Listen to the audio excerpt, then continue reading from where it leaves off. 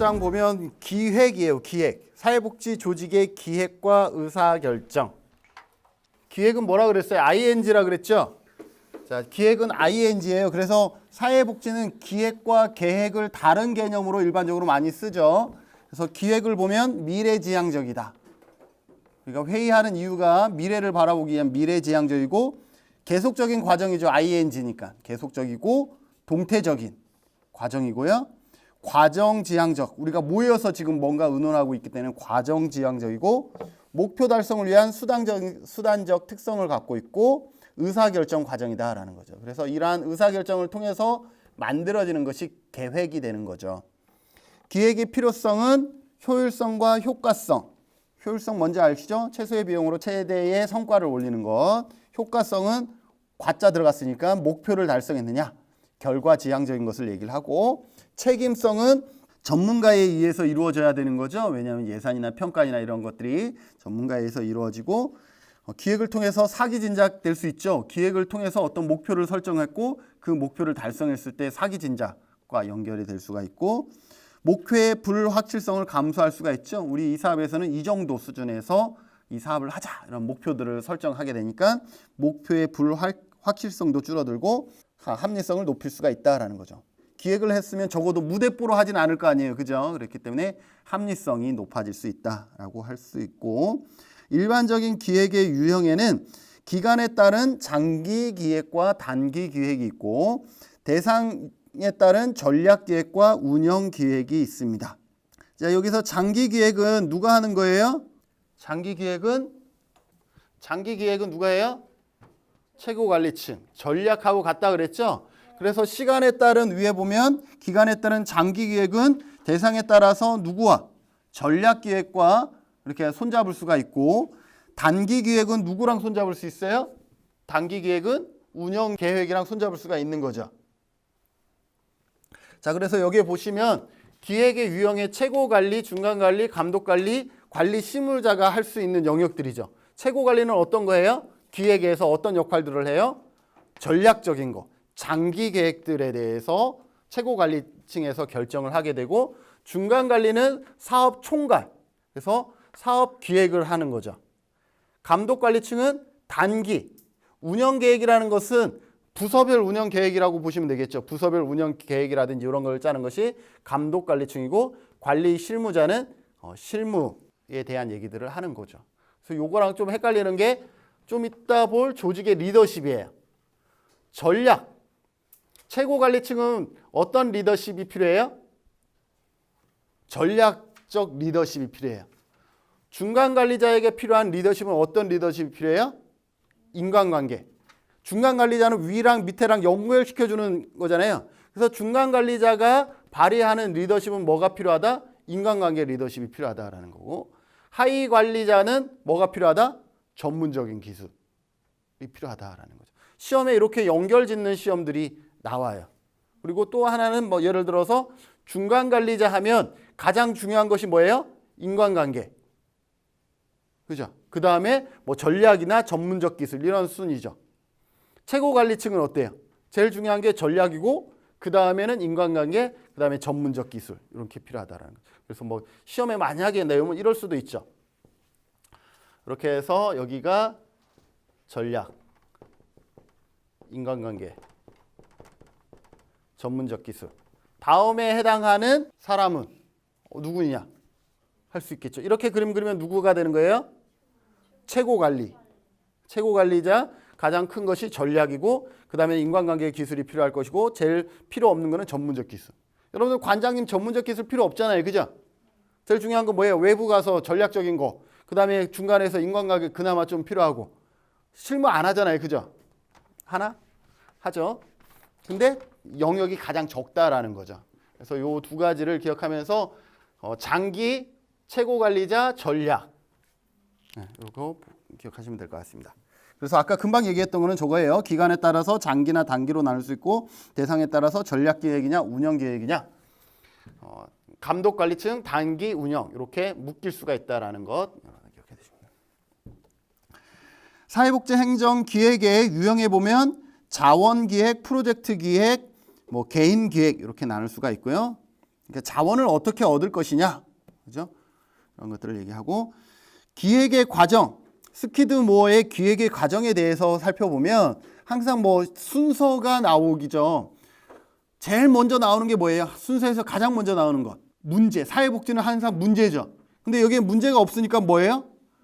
목표. 문제 해결하는 게 목표잖아요. 그러니까 문제나 목표나는 같은 순서라고 보시면 돼요. 그래서 기획의 과정에서 목표를 설정하는 거죠. 목표를 설정하면 그 다음에 뭐 해요?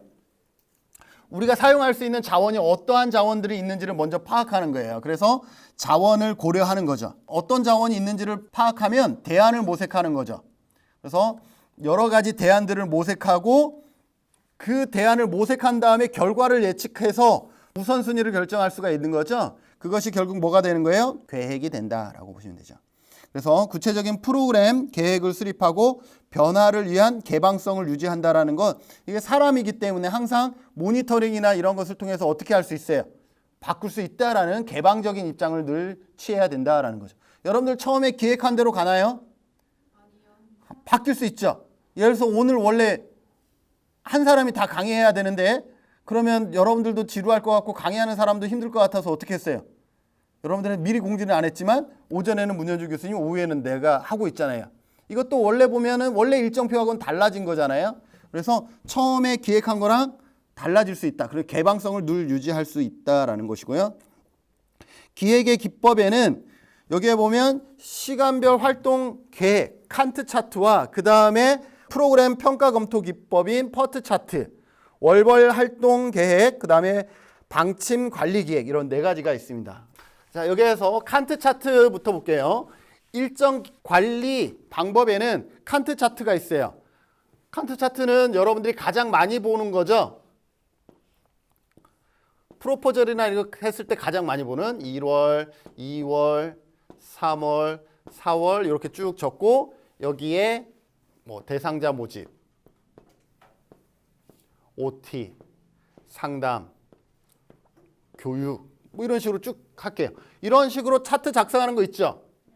그래서 여기에 막대로 이렇게 표현하는 거.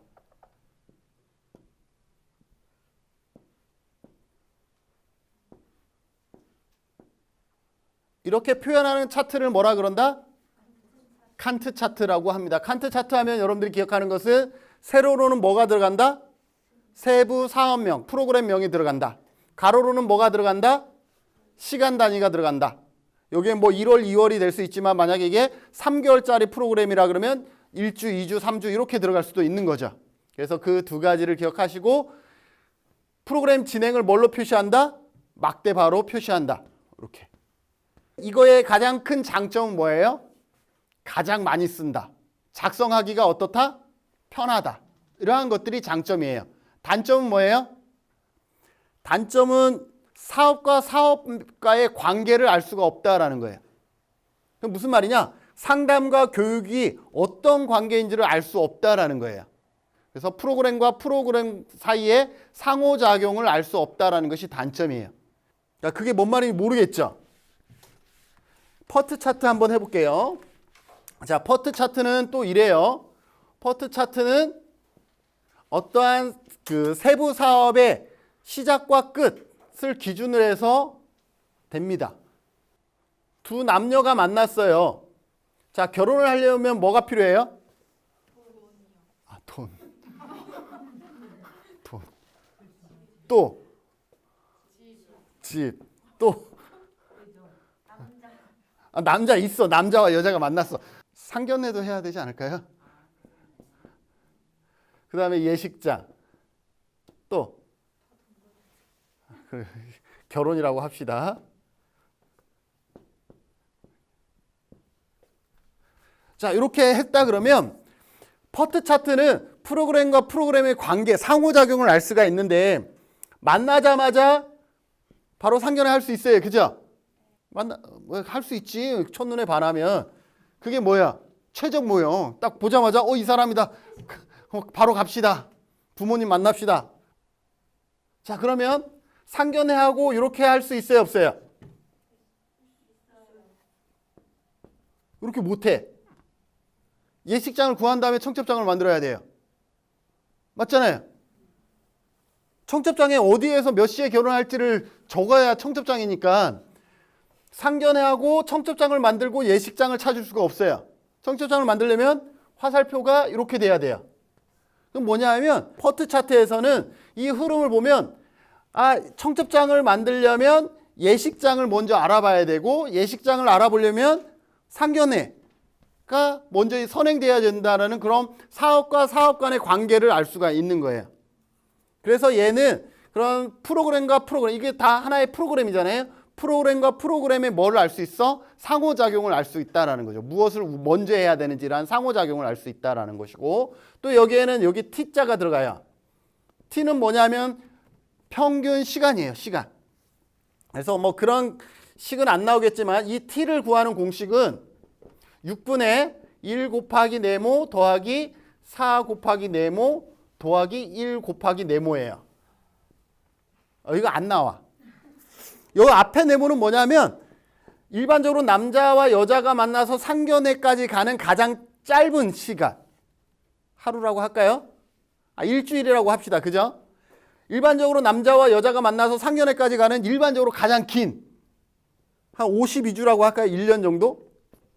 평균적으로는 얼마 정도에 가요? 한 6개월이라고 할까요? 그럼 4, 6, 24. 24 이렇게 들어가는 거예요. 그렇게 하면 얼마가 나올까요? 몰라요. 그죠? 대충 한 20주가 나왔다고 하면 T는 20이 되는 거예요. 단위는 주가 되는 것이고. 이해되세요? 왜 6으로 나누냐면 여기 1, 4, 1이 다 더하면 6이잖아요. 그래서 6으로 나눈 거예요.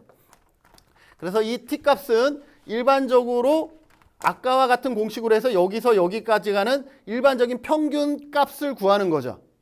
그래서 구했더니 지금 되게 이상하게 그려지긴 했는데 1, 2, 3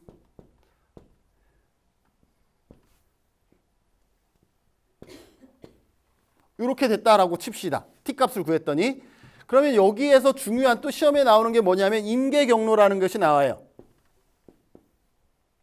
여기에서 임계경로는 뭘 의미할까요? 여기에서부터 여기까지 가는 어떤 거리? 가장 긴 거리. 가장 긴 거리. 어느 게 가장 길어요? 이게 가장 길죠? 이게 가장 길죠? 이거보다 더 긴 건 없죠? 일로 와서 이거보단 짧고, 그죠?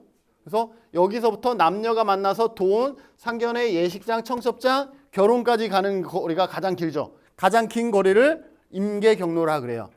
그래서 임계경로는 목적까지 가는 가장 긴 거리이고 최소한 확보해야 될 시간이라는 거죠. 여기서부터 여기까지 갈 때 최소한 확보해야 되는 시간. 이것이 언제 만들어졌어요? 이거는 미국의 핵 잠수함 건조하면서 만들어진 거예요. 그래서 개발된 게 이게 퍼트 차트예요. 여러분들이 예를 들어서 대통령이 와서 이거 언제 만들어지요? 이렇게 얘기를 했는데 긴장해서 가장 짧은 시간을 얘기했어요. 가장 짧은 시간은 뭐예요? 1, 2, 4, 1, 3, 7, 8. 8이 가장 짧은 시간이에요. 그죠? 8주 후에 만들어집니다라고 대답을 했는데 8주 후에 됐더니 여러 가지 변수 때문에 다 지어지지 않았어. 그럼 그 사람 어떻게 되는 거예요? 잘리는 거지. 그래서 최소한 확보돼야 되는 가장 긴 시간을 얘기를 하는 거예요.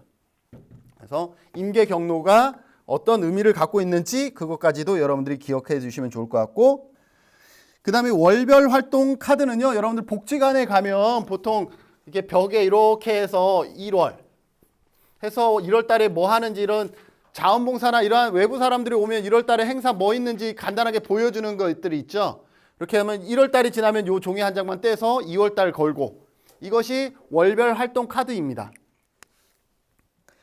이게 장점은 뭐냐면 월별 활동 카드는 그냥 이런 차트식으로 돼 있기 때문에 만약에 여기서 행사하다가 갑자기 조천체육관에서 행사를 하게 됐어. 그러면 요거 그대로 갖고 와서 조천체육관의 게시판에 달았다가 다시 복지관에 갖고 올 수가 있어요. 무슨 말인지 아시겠어요? 그래서 그렇게 이동이 편안하다라는 것이 장점이고, 단점은 칸트 차트와 같이 프로그램과 프로그램 사이에 상호작용을 볼 수가 없다라는 거예요. 그 다음에 방침관리기획이에요. 방침관리기획은 플랜드 체크 액션이에요. 뭐를 하지 않느냐면 기획을 하지 않아. 뭐부터 해요? 일단 시행부터 한 다음에 어떻게 해요? 점검하고 수정하면서 더 체계화하는 그러한 것을 뭐라 그래요? 방침관리기획이다라고 얘기를 합니다. 그래서 우리가 모든 복지관에서 다 열심히 기획해서 뭔가 사업을 하는 경우도 있지만 어떨 때도 많아요. 이렇게 바로 일단 시행해보자 라고 해서 시행하는 경우도 많죠. 그래서 이러한 방침관리기획도 최근에 많이 시험에 그래도 조금씩 나오고 있는 편이에요. 그래서 플랜드, 체크, 액션 라는 것들이 있다라는 것도 여러분들 기억해 두시면 좋을 것 같습니다. 의사결정 모형, 의사결정 모형에는 이미 많이 배웠던 순수 합리 모형. 순수 합리 모형이 어떤 거예요?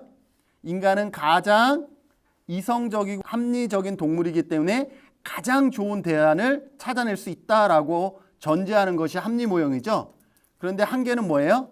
인간이 그렇게 가장 이성적이고 합리적일 수도 없고 그러려면 엄청난 시간과 노력이 들어가기 때문에 그렇게 하기가 쉽지 않다라는 어떤 한계를 가지고 있죠. 그렇게 해서 만들어진 게 뭐예요? 제한된 합리 모형. 어떠한 만족 수준 이상에서 적절한 대안을 만족할 만한 수준 이상에서 적절한 대안을 찾는 것이 무엇이다? 제한된 합리 모형이다라는 거죠. 그런데 이 제한된 합리 모형도 무엇이 전제되어야 되면 우리가 우선순위를 결정할 수가 있어야 된다라는 거죠. 그래야 어느 수준 이상에서 결정할 건지. 근데 현실적으로 우리는 어떤 대안에서 어떤 것이 더 좋은지 우선순위를 결정하는 것도 사실상 어려운 거죠. 그래서 나온 것이 뭐예요? 점중 모형이죠. 점중 모형은 어떤 거예요? 기존에, 항상 기존이라는 단어가 들어가겠죠? 기존의 대안에서 어떻게 해요? 조금 수정해서 좋은 방향으로 바꾸는 것, 이러한 것을 점중 모형이다라고 얘기를 하죠. 여기에서 한계는 뭐예요? 기존의 어떤 모형이, 대안이 있어야 되겠죠. 그래야 수정해서 좀 더 나은 방안들을 찾을 건데 기존의 모형이 없으면 이것도 어려울 수 있다라는 것이고, 뭐가 안 돼요? 뭐 새로운 것, 이러한 것들의 개발이 안 되겠죠. 그래서 상당히 보수적인 관점을 가지고 있다라고 볼 수가 있죠.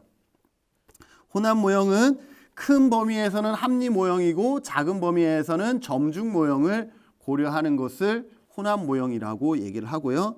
쓰레기통 모형은 말 그대로 쓰레기통에서 우연하게, 이건 뭐 설명을 여러 가지로 할 수 있지만 쓰레기통에서 우연하게 건진 것이 뭐가 되는 거야? 나한테 정말 필요한 것이 건져지는 거죠. 가장 비전문가에 의해서 이루어질 수 있는 의사결정 모형이겠죠. 최적 모형은 아까 말했던 직관이나 판단이나 창의성, 초합리적인 요인을 고려한 모형이다 라고 보는 거죠. 얼굴 딱 봤는데 이 사람이 그 사람이야 라고 하는 것을 초합리성이라고 얘기를 하고, 공공선택 모형은 어떤 투표나 집단의 원리라든지 법률의 의사, 이런 것에 의해서 의사결정이 이루어지는 것을 공공선택 모형이라고 얘기를 합니다. 의사결정 기법은 어디에서 나오냐 하면 조사론에서 나오고 지역사회복지론에서도 나오고, 우리 이거 배웠죠? 델파이 기법 뭐 이런 거, 그죠?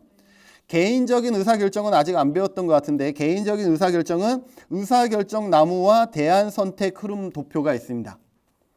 의사결정 나무와 대안 선택 흐름 도표는 좀 헷갈릴 수가 있는데, 의사결정 나무는 말 그대로 여러 가지 대안을 다 검토한 다음에 우리가 무엇을 할 것인지를 선택하는 것이 의사결정 나무예요. 예를 들어서 이거죠. 뭐 아주 간단하게 하면 코로나가 있으니까 우리 정부 지원금을 줄게요. 예를 들어서 지원금을 간단하게 하면 보편적으로 줄 것이냐, 지원금을 선별적으로 줄 것이냐. 우리가 이 대안을 다 알고 있는 거예요. 그런 다음에 우리가 뭘 결정하는 거예요? 이것을 선택할 것이냐, 이것을 선택할 것이냐를 결정하는 것이 의사결정 나무예요. 우리가 선택할 수 있는 모든 가지수를 다 알고 있는 상태에서 무엇을 결정할 것인가를 결정하는 것이 의사결정 나무예요. 근데 대안 선택 흐름도는 뭐냐면 우리가 뭘 할지를 아직 모르고 예스냐 노냐를 통해서 그것을 찾아가는 것을 대안 선택 흐름도라고 얘기를 하는 거죠.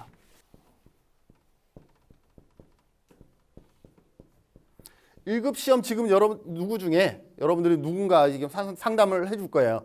1급 시험 너 준비 지금 시작했어? 예스, 노. 시작했다고? 그러면 지금 뭐 하고 있어? 한 권 봤어? 아니면 8권 다 봤어? 이거죠. 그래서 한 권 봤으면 이쪽으로 가면 그 다음에 뭐 할 거야? 이렇게 되는 거죠. 8권 봤어? 그러면 너 동영상 봤어? yes, no. 이렇게 해서 그러면 너 지금 뭐 하면 돼? 이렇게 결정하는 것. 이것이 뭐예요? 대안 선택 흐름도라고 보시면 돼요. 1급 준비 시작 안 했어? 아직도 안 했다고? 그러면 너 특강 무조건 들어야 돼. 뭐 이런 식으로 해서 그 결과 너가 지금 뭘 해야 될지를 결정하는 것이 대안 선택 흐름도예요. 의사결정나무는 이미 내가 선택할 수 있는 가지수가 다 보이는 거고, 이거는 계속 쪼개면서 그 뭘 선택할 것인지를 쫓아가는 것이고, 그거는 이렇게 다 보이는 상태에서 결정을 하는 것, 차이가 있다라고 보시면 될 것 같습니다. 그래서 의사결정나무와 대안선택 흐름도가 있고요. 집단적 의사결정은 우리가 배웠던 델파이는 어떤 거예요? 전문가에게 개방형 질문의 질문지를 들여서 회수해서 그것을 다시 정리해서 다시 전문가에게 주고, 이러한 과정들을 3회 이상 반복해서 우리가 몰랐던 지식들을 얻어내는, 일반적으로는 몰랐던 지식을 얻어내는 것이 델파이 기법인데, 이 델파이는 전문가에 의해서 하기 때문에 시간도 많이 걸고, 왜냐하면 3번, 4번 계속 주고받아야 되니까 시간도 많이 걸리고, 전문가를 통해서 이루어지기 때문에 비용도 많이 걸리고, 그 다음에 전문가가 나중에는 잘 응답 안 해줄 수도 있고, 이러한 문제들이 있고요. 그 다음에 명목 집단 기법과 초점 집단 기법은 둘이 비교하는 게 항상 잘 나와요. 둘의 차이점은 뭐예요? 초점 집단 기법은 예를 들어서 뭐 12명 정도 사람이 있으면 그 사람들이 자유롭게 뭐 할 수 있어요? 토론이 가능해서 어떤 합의된 어떤 결과들을 도출해낼 수 있는, 말 그대로 그 집단으로서의 역할을 하는 게 초점 집단 기법이고, 명목 집단 기법은 명목상 집단이에요. 실제 집단은 아니에요. 다 개인이에요. 명목상 집단은 어떻게 하는 거예요? 그냥 개인이 자기의 의견을 던지는 거죠. 뭐 쪽지에 종이에 적어서 제출하는 거예요. 그래서 그 집단 안에서는 뭐가 없어요? 토론의 과정이 없는 거예요. 그냥 여러분들은 다 개별적인 생각들을 그냥 적어서 내는. 그래서 명목상 집단으로서의 기능을 하지 실제 집단이 아니라 개인적인 어떤 플레이를 하는 것을 명목 집단 기법이라고 얘기를 하는 것이고요. 그 다음에 동의 달력. 동의 달력은 어떤 거냐면, 우리가 토론을 하려고 그러면 시간이 상당히 많이 걸릴 수도 있잖아요. 그래서 그러한 것을 좀 줄이기 위해서 여기에 보면 동의, 반대, 논의. 동의, 반대, 논의. 자, 1번 어떤 주제가 있어요. 이 주제에 대해서 전부에게 종이를 나눠주면 여러분들이 그 종이에서 동의냐 반대냐 논의냐를 하는 거예요. 근데 1번 주제에 대해서 전부 다 동의하면 예를 들어 보통 70% 정도를 하는데, 참가자의 70% 정도가 동의를 하면 이거에 대해서 뭘 하지 않아? 논의하지 않는 거예요. 그냥 동의한 걸로 끝나는 거예요. 무슨 말인지 아시겠어요? 그래서 동의가 많은 것들은 그냥 다 제껴버리는 거예요. 어차피 70% 이상, 일정 비율 이상 다 동의했기 때문에 그것에 대해서 더 이상 토론하지 않고 그것은 그냥 자동 승인하는 방향으로 넘어가는 것이 동의 달력이다라고 보시면 될 것 같아요. 그 다음에 브레인스토밍은 잘 아시죠? 브레인스토밍은 특징이 뭐다? 양이 질을 결정한다라는 거예요. 양이 많으면 결국은 질이 좋아질 수밖에 없다라는 것이 브레인스토밍. 그래서 다양한 의견을 자유롭게 제시할 수 있도록 하는 것이고요. 변증법적 토의는 정반합, 정과 반의 합을 만들어내는 토의 과정을 얘기한다라고 보시면 될 것 같습니다. 그 다음에 리더십의 조직 문화. 우리가 어떤 조직에서 리더십은 상당히 중요한 역할이죠. 그래서 지금 행정을 하고 있고, 행정에서 리더십이 얼마나 중요한지에 대해서 얘기를 하고 있습니다. 여러분들 기관에서도 다 기관장이 있을 거고, 여러분들도 밑에 직원에서는 리더십을 발휘해야 되는데 어떠한 리더십이 좋은 리더십이냐라는 거죠. 1940에서 50년대 사이에 만들어진 리더십이 뭐냐면 특성이론. 특성이론은 뭐냐면, 사람은 태어날 때 리더자의 역량을 갖고 태어난다. 이미 태어날 때 결정되어진다라는 것이 특성이론이에요. 예를 들어서 IQ가 높거나 지시적이거나 자신감이 만땅이거나 관상이 좋은 사람들, 이렇게 태어날 때부터 결정된다라는 것이 특성 이론입니다. 그런 것 같아요. 리더자는 태어날 때부터 좀 구별되는 것 같다. 여러분들은 어떠세요? 그런 것 같아요? 자, 그런 것 같다 그러면 만약에 그렇다 그러면 A 조직에서 리더가 아주 훌륭하게 리더십을 잘 발휘했던 사람은 B 조직에서도 어떻게 해야 돼요? 잘해야 되죠. 왜냐하면 그것은 상황이 아니라 그 사람의 특성이 그렇게 태어났기 때문에. 그런데 그렇지 않은 경우가 많죠. 이 조직에서는 엄청 리더십을 잘 발휘했던 경우에 그래서 B 기관에서 스카우트 했는데 B에서는 그만한 리더십을 보이지 못하는 경우들이 많잖아요. 그래서 이 특성 이론은 그러한 한계들이 분명히 있었다라는 거죠. 그래서 여기 보면 리더는 타고난다라는 견해이고 성공적인 리더와 그렇지 않은 사람은 뭐가 차이가 있다? 특성에서 차이가 있다라고 얘기를 하고 있고 그런데 모든 상황에 적용될 수 있는 리더는 일반적 특성이 없다. 모든 상황에 적용될 수 있는 일반적 특성은 없다라는 비판을 받고 있다라는 것이고 자 그래서 나온 게 1950에서 60년대에 나온 것이 뭐냐면 행동 이론이다라는 거죠. 부하 직원들한테 물어봤어요. 어떤 리더자가 좋은 리더자냐고 물어봤어요.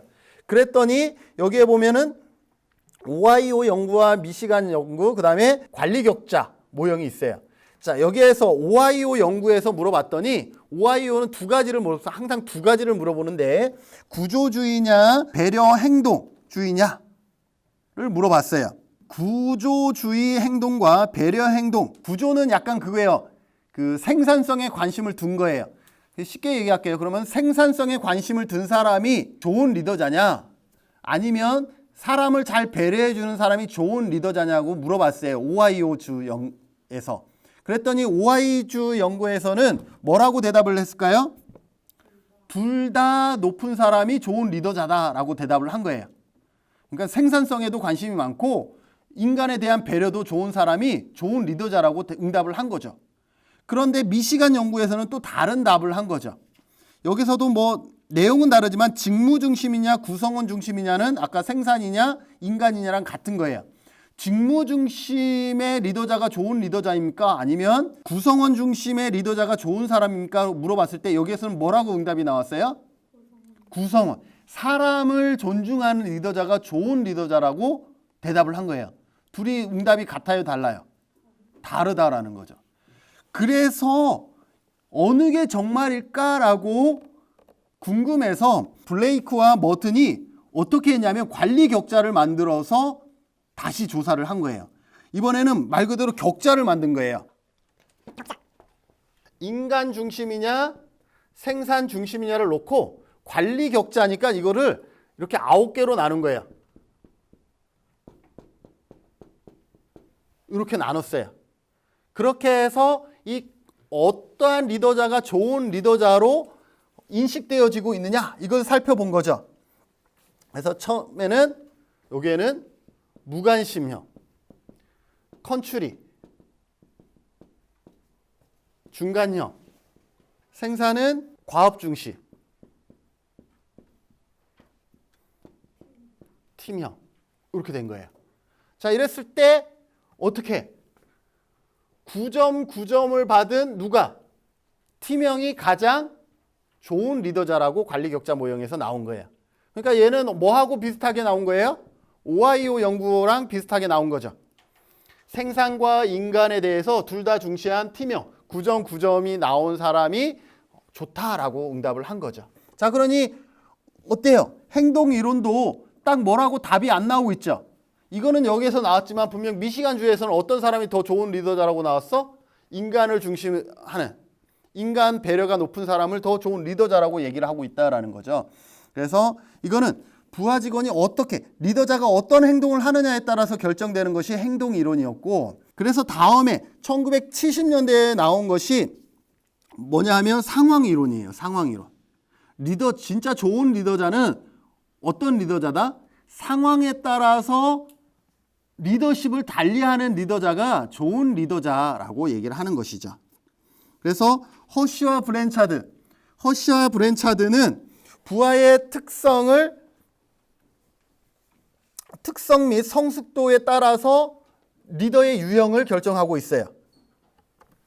부하의 특성. 허쉬와 브랜차드는 뭐? 부하의 능력과 의지. 아까 행동이론은 누가 누구를 본 거예요?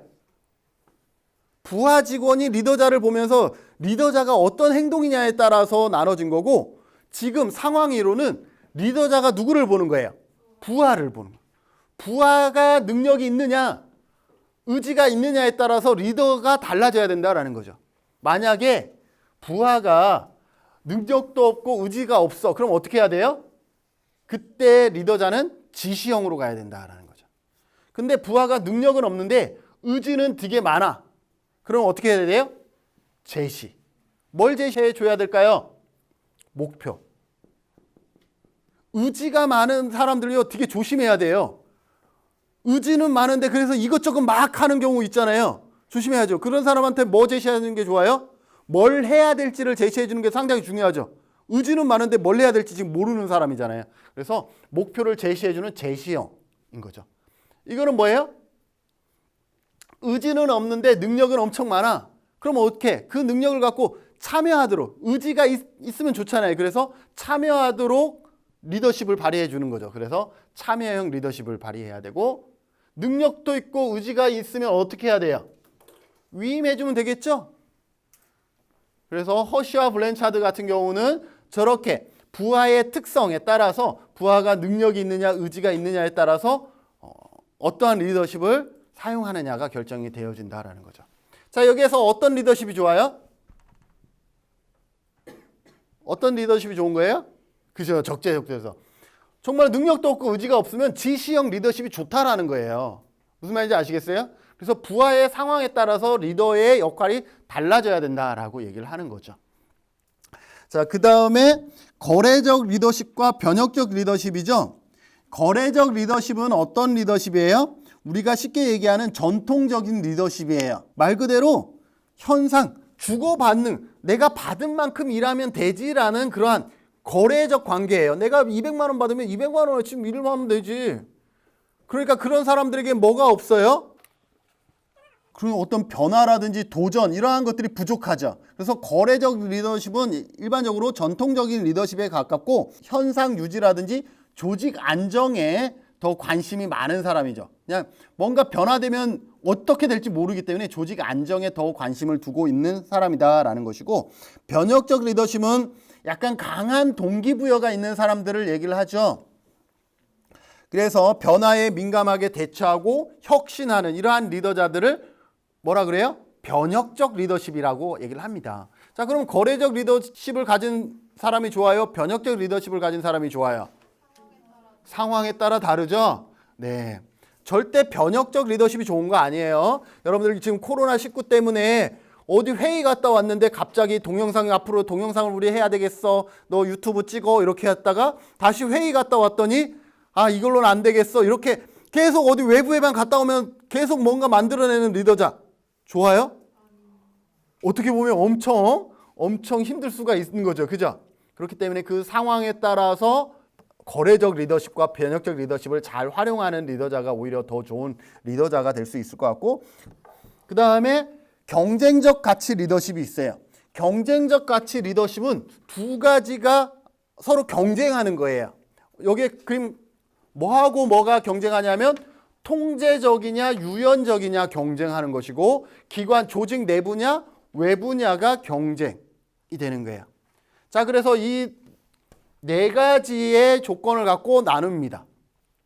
상당히 통제적이 아니고 유연적이면서 조직 외부 중시하는 사람, 그분들은 어떻게 하냐면 비전 제시형 리더십을 갖고 있죠. 근데 상당히 통제적인 사람들 있죠. 통제적인데 조직 외부 활동을 많이 하시는 리더자들, 그분들은 어때요? 목표 달성형이에요. 목표 달성형.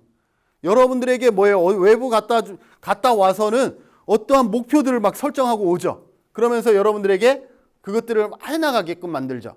제일 짜증나는 리더자는 어때요? 통제도 심하면서 조직 내부. 출근하면 절대 그 자리에서 밖으로 나가지 않아. 기관 밖으로 나가지도 않고 안에서 저 사람 뭐 하나 지금 뭐 카톡 하나 뭐 이런 것들 계속 보는 사람. 분석형. 계속 보고 있죠. 여기는 뭐예요? 조직 내부에 있지만 유연한 사람. 그래서 계속 이렇게 동기부여해 주는 사람. 윤리는 어떤 거예요? 이거는 옳고 그름이 분명히 있는 거예요. 가치는 선호도예요. 선호도. 경쟁적은 뭐가 경쟁이라고 했어? 얘가 동기랑 유연이. 조직 내부와 외부. 이게 경쟁적이에요. 그런데 가치니까 옳고 그른 것이 아니라 무엇을 선호하느냐. 여러분들의 리더자가 유연하고 조직 외부의 것들을 선호한다 그러면 비전 제시형이 될 것이고, 여러분들의 리더자가 아마 통제적인 관점과 조직 외부 활동을 선호한다 그러면 목표 달성형 아마 리더자일 거고, 무슨 말인지 아시겠어요? 무엇을 선호하냐에 따라서 어떤 리더십을 발휘하느냐, 이런 것들의 차이가 있다라고 보시면 될 것 같습니다. 사회복지 조직의 리더십, 지시형 리더십과 참여형 리더십. 지시형 리더십은 어떤 거예요? 끊임없이 지시하고 명령하고 이러한 것들을 하고, 장점은 뭐냐 하면 집행의 일괄성이 있고 신속한 결정이 가능하다라는 것이고, 참여형 리더십은 동기부여라든지 사명감을 증진하고, 그런데 단점은 뭐냐면 책임 소진 문제가 발생할 가능성이 있다라는 것이고, 구성원 참여 확대로 업무 소요 시간이 증가한다라는 거죠. 계속 너 의견 뭐야? 너 의견 뭐야? 계속 물어봐요. 그러면 어떻게 돼요? 시간은 엄청 많이 걸려요. 그래서 그런 어떤 시간이 많이 걸린다라는 단점들이 있다라는 것이고, 자율적 위임적 리더십은 의사결정권을 부하에게 위임하는 것. 자, 자율적 위임적 리더십은 의사결정을 부하 직원에게 위임하는 거예요. 좋은 거예요? 나쁜 거예요? 달라요. 이게 좋을 수도 있지만 한마디로 말하면 이거 뭐예요? 알아서 하세요 라는 거잖아요. 그럼 엄청 스트레스 받을 수 있죠. 이거 어떻게 하면 좋아요? 나는 의견을 물어봤는데 선생님 알아서 하세요 라고 얘기하면 엄청 스트레스 받을 수 있잖아요. 그죠? 그래서 어떤 분란이 일어날 수도 있고 그런 상황이다라는 거죠. 조직 문화.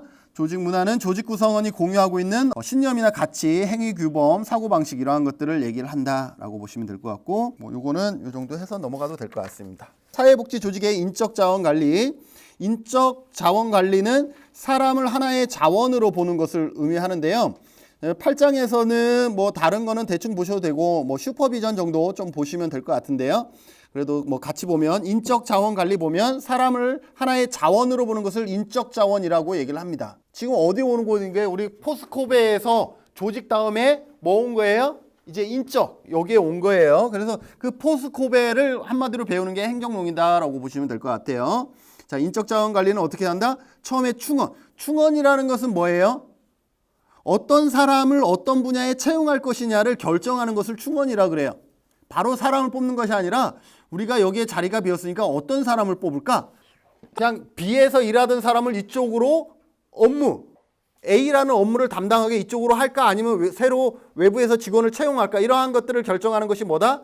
충원이다라고 보시면 돼요. 그것이 결정되면 그 다음 뭘 하겠어요?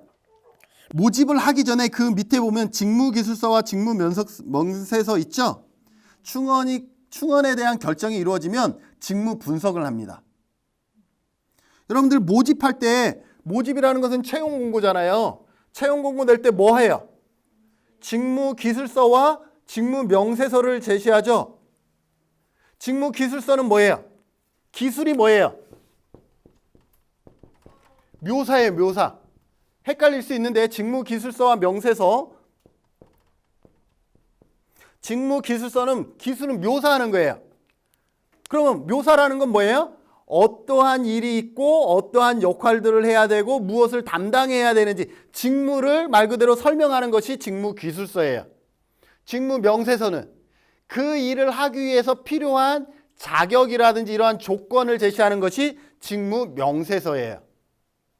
헷갈리지 마세요. 직무기술서는 어떠한 당신이 여기에 채용되면 운전을 해야 되고 푸드뱅크 뭐를 해야 되고 뭐를 해야 된다라고 하는 것이 직무기술서. 무슨 일을 할 것인지를 묘사하는 것 직무기술서. 그런데 그 일을 하려고 그러면 뭐가 필요해? 직무명세서예요. 뭐가 필요하겠어요? 푸드뱅크에서 일을 하려면. 일단 여기 사회복지기관이기 때문에 사회복지사 자격증이 있어야 되고 운전을 반드시 해야 되는데 일종 보통 이상은 있어야 돼. 그러면 일종 보통. 이러한 것들을 제시하는 것이 뭐예요? 직무명세서. 이것을 뭐라 그래? 두 개를 합쳐서 직무분석이라고 해요. 이 직무 분석이 끝나야 이 직무 분석을 제대로 해야 뭘 할 수 있어?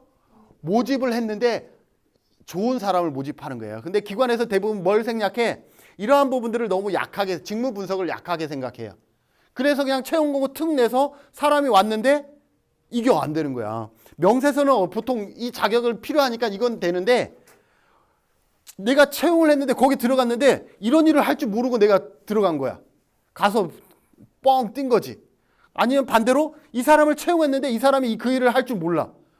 좀 왜 지원했지? 이런 경우들이 있다라는 거죠. 그래서 직무 기술서와 명세서를 채용 공고에 잘 제시해주면 좋은 사람이 올 수 있다라는 거죠. 그래서 이 직무 분석을 잘한 다음에 이제 뭐 해야 돼요?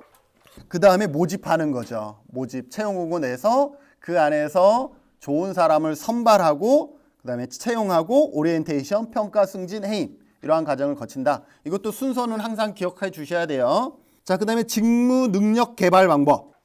채용이 됐어. 인사가 됐어요. 그러면 그 안에서 직무를 어떻게 해야 돼? 계속 향상시켜 줘야 되잖아요. 그럼 어떻게 하면 직무가 계속 향상될 수 있느냐? 그 방법인 거죠. 처음에 첫 번째 뭐예요? 포럼. 포럼과 패널의 차이점은 뭐라 그랬어요? 포럼은 참석해서 다 의견을 제시할 수 있는 게 포럼.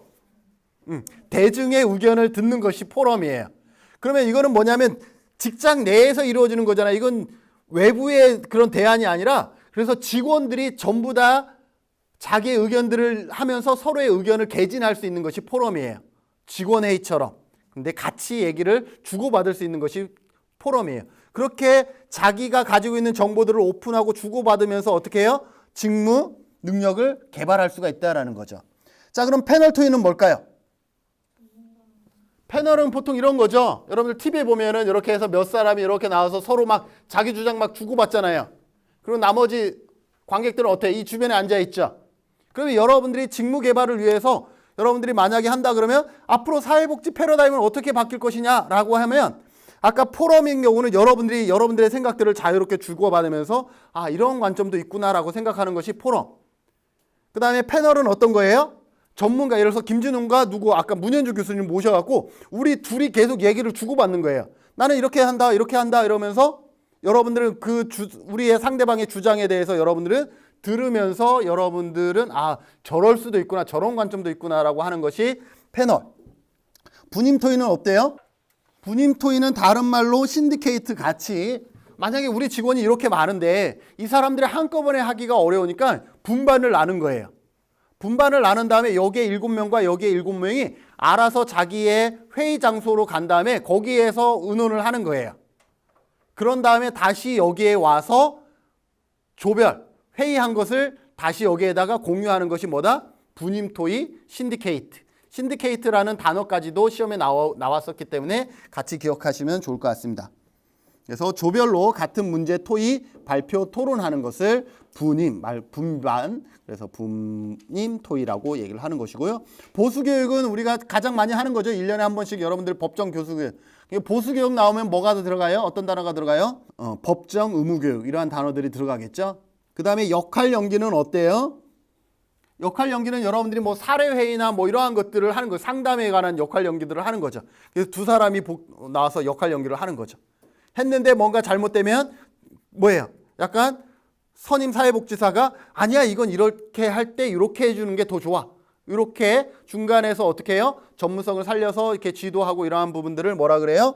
역할 연기라고 얘기를 하고, 사내 훈련은 뭐예요? OJT라는 영어 단어도 같이 해야 될 것 같고요.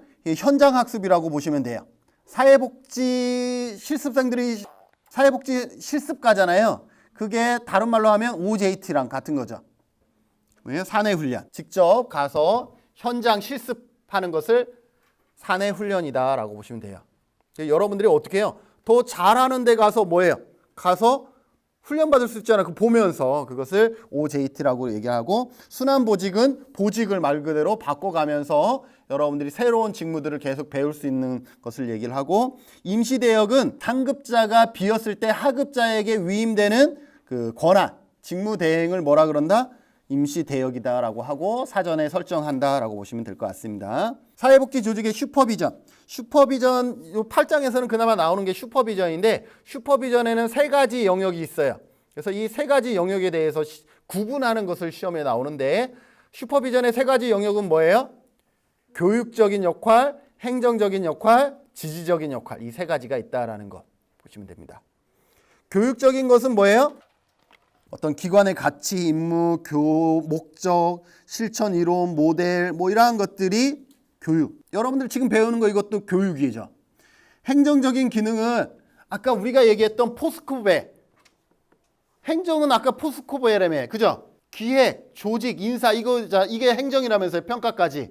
그래서 행정적인 기능은 그것을 설명해 주는 것이 행정적인 기능이에요. 여러분들이 예산은 어떻게 쓰는 게 낫고 하급자를 지시하고 보고서를 작성하는 거는 이렇게 하는 게 낫고 이러한 것들을 가르치는 게 뭐다? 행정적인 슈퍼바이저라는 거죠. 슈퍼비전의 뜻은 뭐예요? 슈퍼가 무슨 뜻이에요? 위에. 비전은 뭐예요? 본다. 슈퍼비전은 위에서 보는 것을 얘기를 합니다. 그러니까 일반적으로 보지 못하는 것을 슈퍼바이저는 위에서 그것을 봐서 가르쳐 주는 것을 슈퍼비전이라고 얘기를 하고, 교육적인 것은 다양한 우리가 새로운 어떤 그 지식이라든지 이러한 것들을 전달하는 것이 교육적인 기능이라 그러면, 행정적인 기능은 우리가 지금 배우고 있는 포스코베 행정, 조직 안에서 이루어지는 아까 기획, 조직, 인사 뭐 이러한 것들에 대해서 어떻게 이것을 하는지에 대한 설명을 해주는 것이 뭐다? 행정적인 슈퍼비전에 해당되고, 지지적인 슈퍼비전은 여러분들 원래 잘하는 거 있죠? 오, 선생님 어떻게 이거 해냈어? 이렇게 얘기해 주는 거. 그죠? 아, 정말 잘한다. 나는 이거 10년 해야 겨우 알았는데 선생님 1년밖에 안 했는데 벌써 이거 어떻게 다 알았어? 이렇게 말 한마디라도 힘을 얻게끔 해주는 거. 이게 지지적인 슈퍼비전이다라고 보시면 돼요. 그래서 지문을 통해서 다음에 해당하는 그 슈퍼비전의 유형은 그러면 교육이냐, 행정적이냐, 지지적이냐 이런 것들을 여러분들이 찾으시면 된다라는 것이고요. 슈퍼바이저의 자질, 직무, 명세서. 슈퍼바이저의 자질, 직무, 명세서. 직무, 명세서는 뭐라 그랬어요? 그러면 좋은 슈퍼바이저는 어떤 자격을 갖추어야 되는 거냐라는 거죠. 그럼 어떤 풍부한 지식이 있어야 되는 거야. 이런 자격이 있어야 좋은 슈퍼바이저죠. 그 다음에 어때요? 실천 기술과 경험이 있어야 되죠. 당연한 거 아니겠어요? 다음에 접근의 용이성. 풍부한 지식도 있고 실천 기술과 경험도 있는데 다가가기가 너무 두려운 사람. 접근의 용이성이 떨어지는 거죠. 그런 사람들이 있잖아요. 정말 잘하는데 가서 물어보기 정말 부담스러운. 그건 접근의 용이성이 떨어지기 때문에 접근의 용이성이 높아야 된다라는 것. 헌신적인 사명감이나 솔직한 태도, 긍정적인 보상, 그러니까 칭찬이나 인정. 이것들이 가능해야 좋은 슈퍼바이저다라고 얘기할 수 있고, 슈퍼비전의 모형, 왓슨. 이것도 시험에 자주 나오거든요. 그래서 보시고요. 동료 집단 슈퍼비전. 모든 구성원이 동등한 자격으로 서로에게 슈퍼비전을, 우리 안에서 서로가 서로에게 동등한 자격 안에서 이렇게 자기의 생각이나 의견들을 자유롭게 제시할 수 있는 것을 동료 집단 슈퍼비전이고, 직렬 슈퍼비전은 같은 직렬에서, 그러니까 A 부서의 팀장이 B 부서의 팀장에게, B 부서의 팀장이 C 부서 팀장에게 같은 직렬에서 동급에서 동등한 자격에서 서로 슈퍼비전을 팀장끼리 주고받는 것, 이러한 것들을 직렬 슈퍼비전이라 그러고, 팀 슈퍼비전은 구성원이 팀을 짜서 팀 내에서 슈퍼비전을 제공하는 것을 얘기하고, 개인 교습 모델은 슈퍼바이저가 슈퍼바이저에게 1대1로 하는 것. 보통 이런 1대1로 많이 한다 그러면 이것은 개인 교습 슈퍼비전이고, 다음 슈퍼비전 집단 모델. 슈퍼비전 집단 모델은 여러분들이 쉽게 얘기하면 사회복지 실습생들 오죠? 이것은 어떻게 돼요? 사회복지 현장 실습 오면 보통 한 사람이 어떻게 해요? 그 집단들을 같이 슈퍼비전 하잖아요. 이것이 슈퍼비전 집단 모델이다라고 보시면 될 것 같습니다.